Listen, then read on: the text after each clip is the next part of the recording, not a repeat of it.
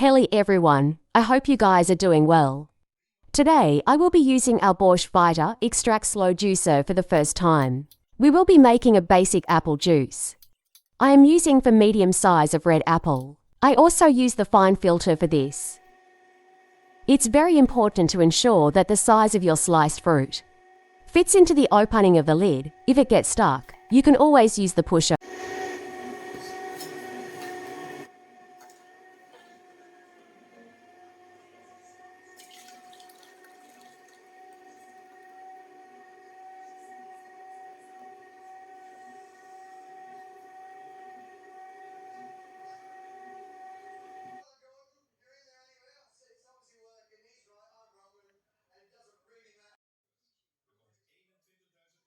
And here's our fresh basic apple juice, with no added sugar.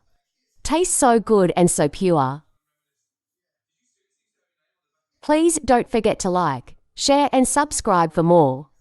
Thank you for watching.